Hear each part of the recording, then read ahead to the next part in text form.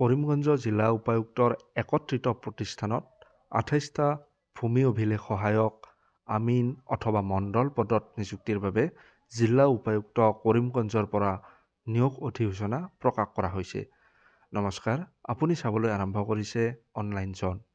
প্ৰিয় দৰ্শকসকল, আমি প্ৰায়ে আপোনালোকক চৰকাৰী চাকৰি সম্বন্ধীয় খবৰ জনাবলৈ প্ৰয়াস কৰোঁ। ঠিক একেদৰে আজিও এটা চাকৰিৰ খবৰ লৈ আপোনালোকৰ মাজলৈ আহিছোঁ।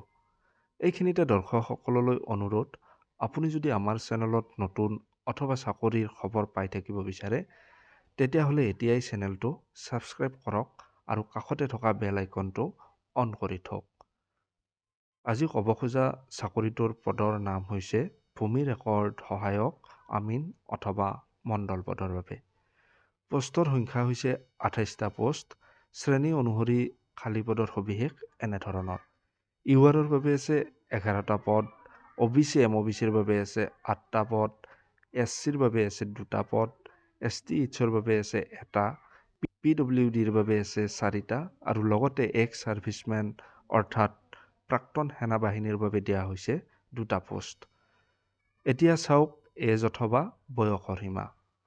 ইয়াত দিয়া হৈছে 1/1/2024 তাৰিখৰ পৰা আবেদনকাৰীৰ বয়স ন্যূনতম 18 বছৰৰ ভিতৰত হ'ব লাগিব আৰু উচ্চ বয়স 40 বছৰৰ অধিক হ'ব নালাগিব। বয়সৰ শিথিলতাৰ ক্ষেত্ৰতো শ্ৰেণীভেদে বিভিন্ন শ্ৰেণীৰ সীমা দিয়া হৈছে এনেধৰণে: SC নাইবা STৰ বাবে 5 বছৰ, OBC নাইবা MOBCৰ বাবে আছে 3 বছৰ আৰু PWDৰ বাবে আছে 10 বছৰৰ। এইবাৰ চাওঁ আহক শিক্ষাগত অৰ্হতা। আবেদনকাৰী HSLC পৰীক্ষা বা ইয়াৰ সমতুল্য পৰীক্ষা যিকোনো কেন্দ্ৰীয় বা ৰাজ্যিক স্বীকৃতিপ্ৰাপ্ত বৰ্ডৰ পৰা উত্তীৰ্ণ হোৱা হ'ব লাগিব।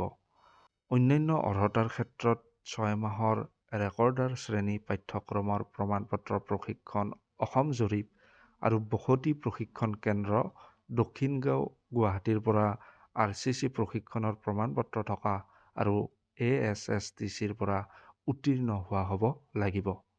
ইয়াৰোপৰি নিয়োগ বিনিময় পঞ্জীয়ন অৰ্থাৎ এমপ্লয়মেণ্ট এক্সচেঞ্জ ৰেজিষ্ট্ৰেশ্যন আবেদনকাৰীজনৰ থাকিব লাগিব। এতিয়া আহোঁ মূল কথালৈ। এই মণ্ডল অথবা আমিন নিযুক্তিৰ বাবে আপুনি কেনেকৈ আবেদন কৰিব?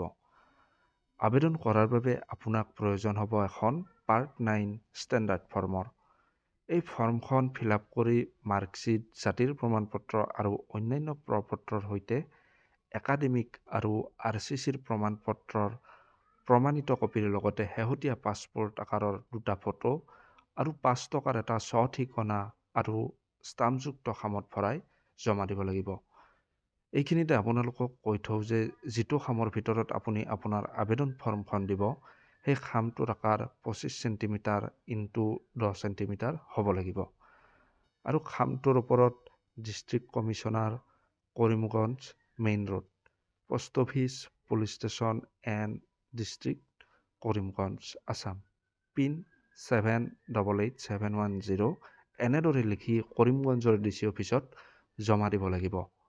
উল্লেখনীয় বিষয় যে আপুনি এই আবেদন ফৰ্মখন জমা কৰোঁতে এটকাও দিব নালাগে, সম্পূৰ্ণ বিনামূলীয়া।